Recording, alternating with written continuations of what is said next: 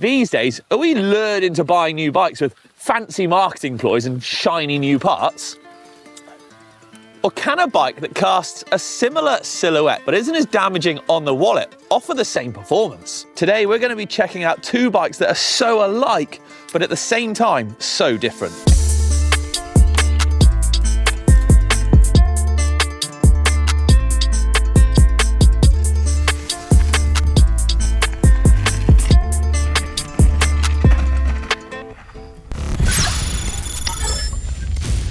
I am, of course, talking about a bike that myself and Steve are very fond of. A bike that's won multiple EEDR rounds and the overall under Fabien Barel. And that bike is, of course, this, the Canyon Strive On, a mixed wheel, 160, 170mm race pedigree bike ridden by some of the fastest riders in the world. But it's not just a race bike. Now, this is a bike that could shuttle you laps one day or do an epic ride the next. And that's because these bikes are available with a 625 watt or a 750 watt hour battery. The problem is that Steve, well, being Steve, rides this very fancy Fabien Barel limited edition model.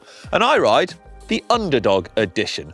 Two bikes that on paper are very similar, but actually incredibly different at the same time. And the reason is not just the price. Steve's bike is £8,349, whilst mine is £5,399. It's the fact that Steve is considerably faster than me downhill, so he needs a more expensive bike, right? So the question we're asking then, this bike, roughly 2/3 that of the limited edition, is that 2/3 of the performance, is that reflected in the price? Or are you merely paying more for a flashy paint job and turning a few more heads at the trail centre?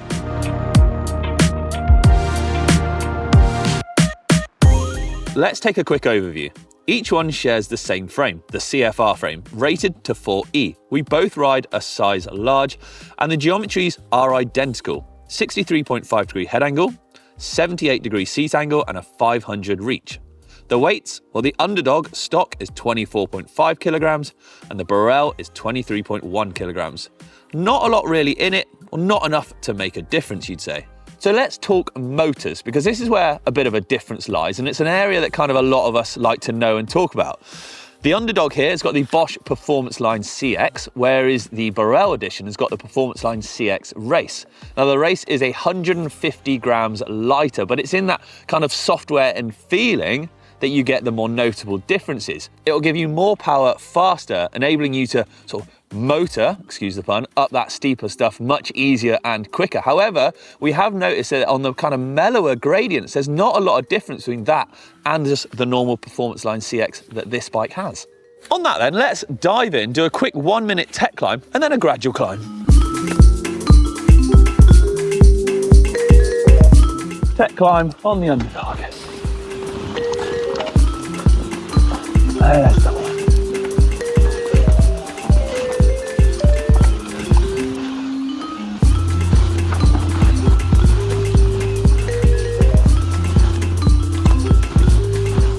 Oh, and that's as far as she gets. Tech climb on the Barel.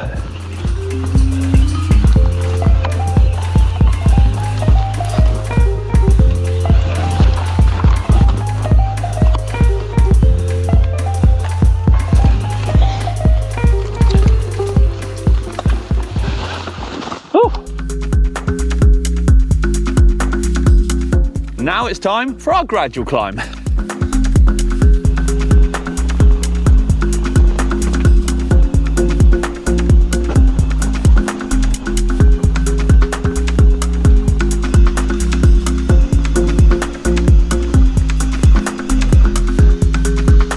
And finito. Here's that Fabien Barel bike with the CX race motor. Now this is a smoother, more gradual climb, so will the performance upgrades of it, if you like, be as notable?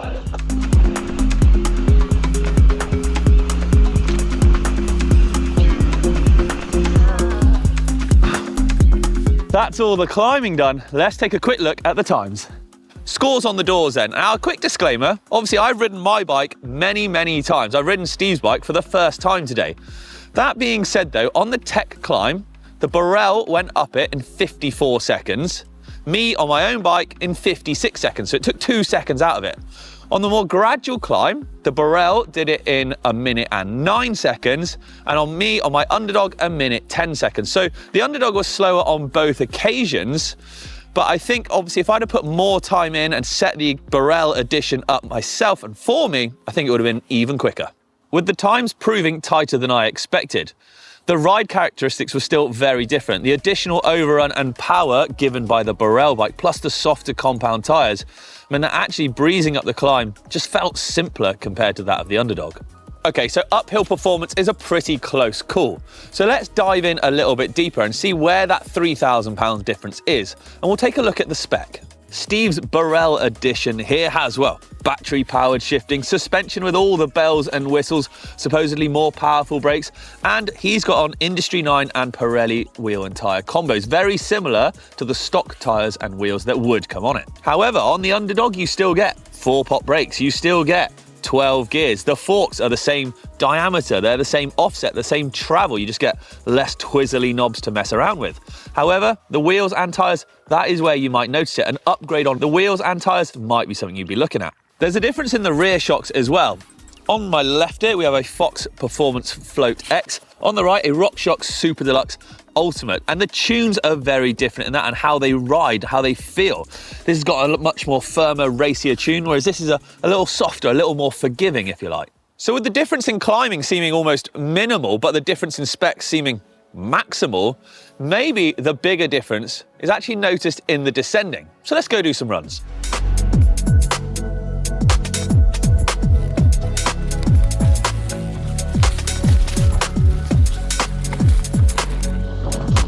Now, this is the Burrell, more powerful brakes supposedly, suspension dialed in, although not dialed in for me, it does feel pretty good. I tell you, a big notable difference is the grittier tyres. I'm liking them a lot. Ooh.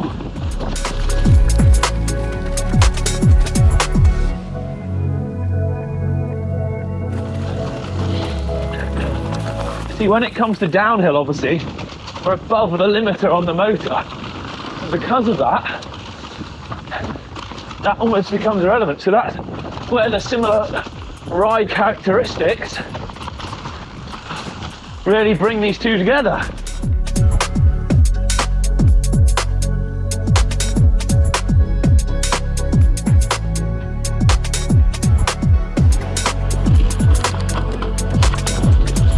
Okay, same run, different bike. Underdog. Biggest difference I'll be able to tell you on this will be tyres for sure and suspension, essentially giving better grip and traction. Just the tyres aren't going to offer quite as much grip, but things like handling characteristics, oh, I've gone low, see, didn't do that before. And that is because I just couldn't slow down in time. So, although great brakes, not amazing brakes. And there, in itself, lies the difference.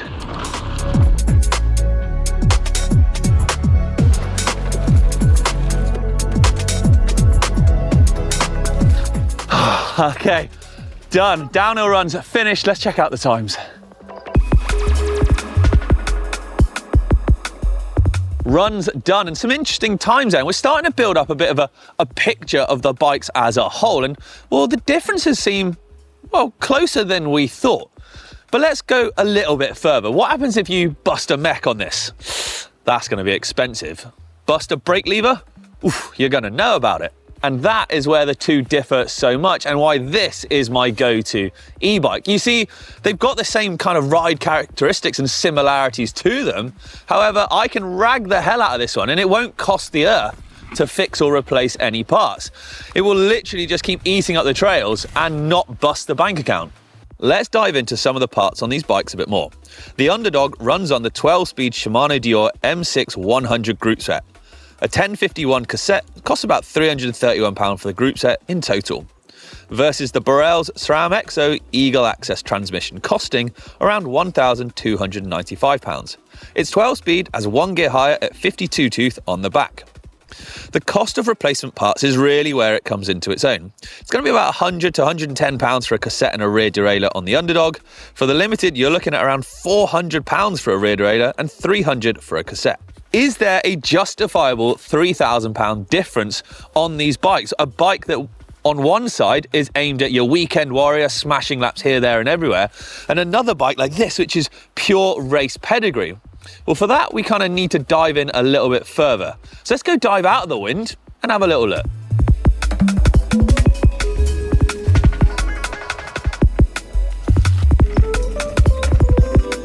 Those times then, well on this, the Fabian Varel edition was a 1 minute and 37 seconds. Bear in mind, it's again Jonesy's bike. I've not even set it up or done anything to it.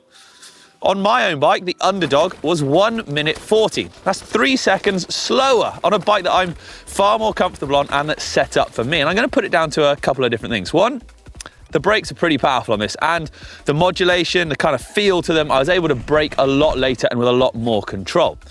The next one is tyres.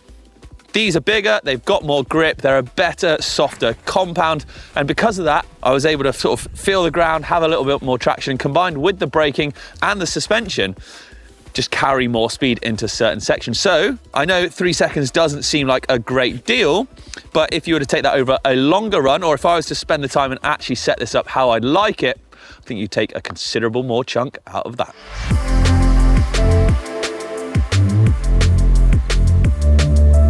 And just like that then, we are done. Look, we've got both bikes here and we've ridden them back to back. And I kind of want to jump back a little bit in time to when we were climbing there, because I think climbing is really what sets e-bikes out apart from, we'll call them acoustic bikes, right? You know, you try and find these really hard, tough climbs. And the climbing on paper seemed very close. And to be honest, the times don't lie, they were. But let's talk about sort of motor feeling and the additional grip that we had on the Varel.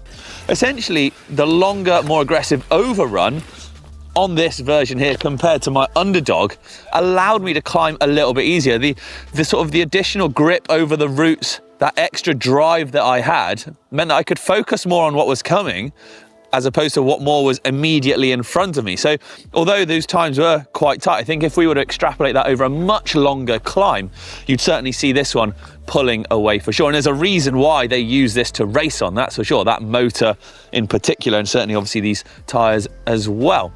But look, that's not to say that there aren't great bikes at great prices out there. You know, the Underdog is a silent assassin. It sneaks up on other e-bikes without realising it for really quite a good package that it is. And don't forget, both these frames are exactly the same. So you can easily make this into this. But I want to know what you think in the comments down below.